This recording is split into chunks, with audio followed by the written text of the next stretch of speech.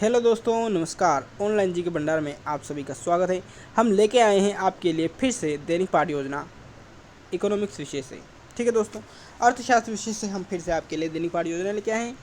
शुरू करते हैं आज का वीडियो। उससे पहले अगर आपने हमारे चैनल को सब्सक्राइब नहीं किया हो, चैनल को सब्सक्राइब करें और वीडियो को लाइक करें और अपने दोस्तों के साथ शेयर करके दोस्तों को भी ज़रूर बताएं कि दैनिक पाठ योजनाएं कैसे बनाते हैं।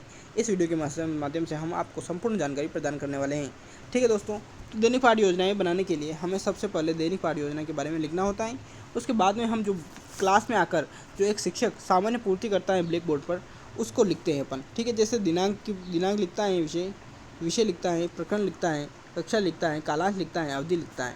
ठीक है, उसके बाद में जो हमने प्रकरण लिखा है उसको लिखकर अंडरलाइन करना अनिवार्य होता है। अगर हम अंडरलाइन नहीं करते हैं तो वो गलत हो जाता है। ठीक है दोस्तों, इस बात का विशेष तौर पर आपको ध्यान में रखना है। उसके बाद में हम अगले जो पार्ट है दैनिक पाठ योजना का, उसको दो भागों में बांटते हैं। एक तरफ विशिष्ट उद्देश्य, दूसरी तरफ होता है अपेक्षित व्यवहारगत परिवर्तन। ठीक है दोस्तों, विशिष्ट उद्देश्य वे होते हैं जो हम पाठ को पढ़ाते हैं उस समय हम किस चीज़ों को ध्यान में रखते हुए उस पाठ को पढ़ा रहे हैं। जैसे बच्चों को ज्ञान में क्या विकसित होगा, इस पाठ को पढ़ने के बाद में बच्चे किस चीज़ में उनको ज्ञान विकसित होगा और किस चीज़ को वो सीखेंगे, कौन कौन सा कौशल विकसित होगा उनमें, किस चीज़ के प्रति उनकी रुचि विकसित होगी और कैसा उनका दृष्टिकोण विकसित होगा। ये होते हैं हमारे विशिष्ट उद्देश्य। ठीक है, और जो बच्चों में परिवर्तन होता है उनको हम इस साइड में लिखते हैं। ठीक है दोस्तों, जैसे हमने लिखा है ज्ञानात्मक विशिष्ट उद्देश्य है हमारा, तो इसमें बच्चों के ज्ञान में क्या परिवर्तन हुआ। जैसे छात्र सीमांत उपयोगिता हास नियम का प्रत्यास्मरण कर सकेंगे।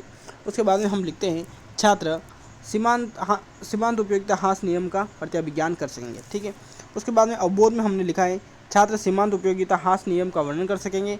छात्र सीमांत उपयोगिता हास नियम के उदाहरणों का ज्ञान कर सकेंगे। ठीक है, उसके बाद में आगे हम लिखते हैं कौशल में, तो कौशल क्या विकसित कर सकेंगे छात्र, तो छात्र सीमांत उपयोगिता हास नियम का जो चित्र है उसको स्पष्ट कर सकेंगे।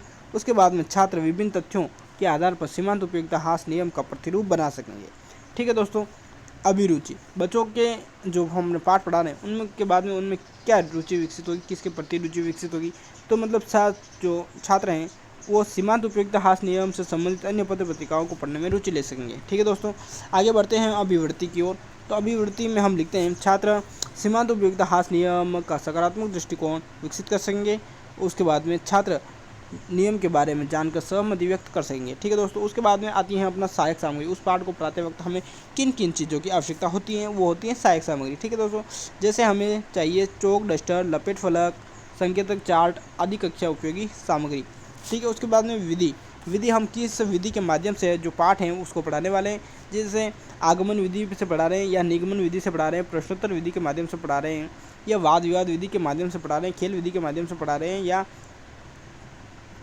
व्याख्या विधि के माध्यम से पढ़ा रहे हैं या दर्शनी के माध्यम से पढ़ा रहे हैं। ठीक है, तो इसके बारे में लिखना अनिवार्य होता है। वैसे तो हम जो पाठ पढ़ाते हैं उसको व्याख्या विधि के माध्यम से पढ़ाते हैं और प्रश्नोत्तर की विधि के माध्यम से पढ़ाते हैं। उसके बाद में चित्र बनाकर भी उसको स्पष्टीकरण करते हैं। ठीक है दोस्तों, तो ये लिखना अनिवार्य होता है। उसके बाद में आगे आता है अपना पूर्व ज्ञान मतलब बच्चों को इस जो पाठ हम पढ़ा रहे हैं उसके बारे में सामान्य जानकारी है या नहीं। ठीक है, उसको सामान्य जानकारी होनी चाहिए। सामान्य जानकारी होने से क्या होता है कि बच्चों को समझ में आ जाता है।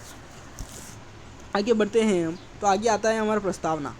ठीक है, क्या आता है प्रस्तावना में हम बच्चों को 5 प्रश्न करते हैं और पांचों प्रश्न एक दूसरे से कनेक्टेड होते हैं। एक के प्रश्न के बाद दूसरा का उत्तर आता है, दूसरे के प्रश्न के बाद में तीसरे का उत्तर आता है। जैसे जो प्रश्न हम पूछते हैं उसके उत्तर से दूसरा प्रश्न शुरू होता है। इस बात का विशेष तौर से ध्यान रखना है। लास्ट में अपना जो अंतिम प्रश्न होता है उसके वो समस्यात्मक प्रश्न होता है, उससे अपना जो प्रकरण है वो निकल कर आ जाता है। ठीक है दोस्तों, जैसे हम प्रश्न करते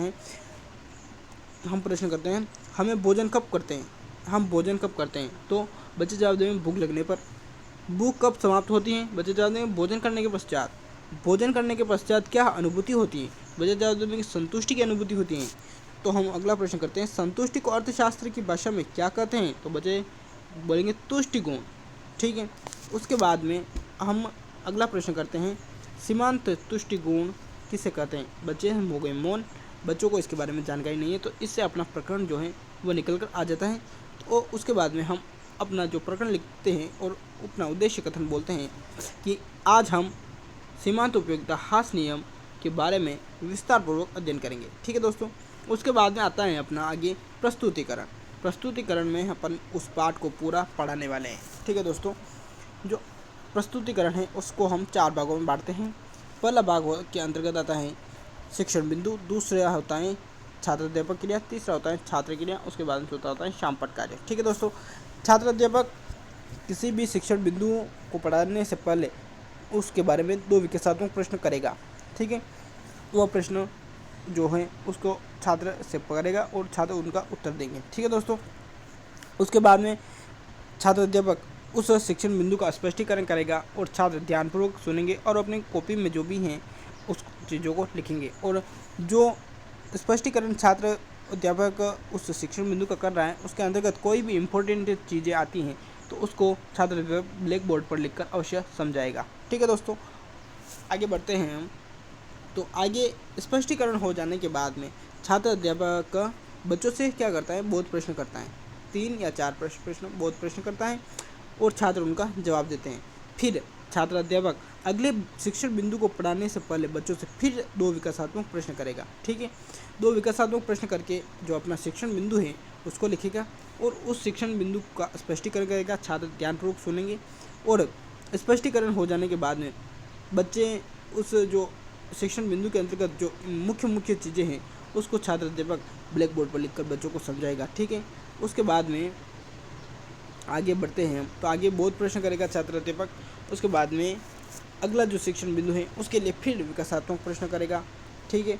उसके बाद में विकासात्मक प्रश्न हो जाने के बाद में उनका जो है विकासात्मक प्रश्न हो जाने के बाद में स्पष्टीकरण करेगा और स्पष्टीकरण होने के बाद में फिर बोध प्रश्न करता है छात्र अध्यापक। उसके बाद में तीनों शिक्षण बिंदु होने के बाद में हम आगे बढ़ते हैं। तो आगे हम करते हैं मूल्यांकन प्रश्न।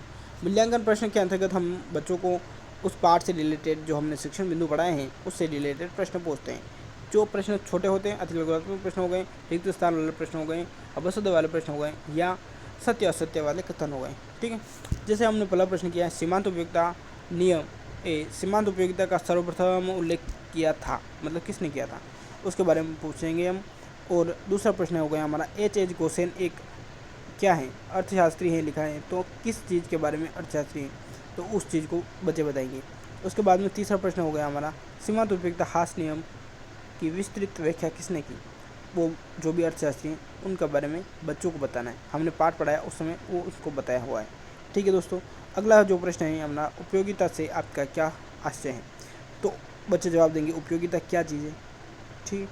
उसके बाद में एक प्रश्न ऐसा देते हैं हम बच्चों को घर से करके लाने के लिए जिससे उनका पाठ जो है उसके प्रति उनकी जो क्लियरिटी है, मतलब उनको एक भी डाउट भी नहीं रहना चाहिए। ठीक। ऐसा प्रश्न उनको घर से करके लाने के लिए देते हैं। हमने दिया है सीमांत उपयोगिता का अर्थ एवं उनकी परिभाषा लिखिए। ठीक है दोस्तों। ऐसा प्रश्न देने के बाद में बच्चों की जो पाठ पढ़ाया है वो एकदम से उनके दिमाग में बैठ जाता है, उनको जल्दी से जल्दी याद हो जाता है।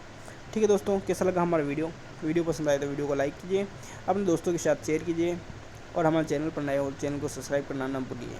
ठीक है दोस्तों। मिलते हैं नेक्स्ट वीडियो में।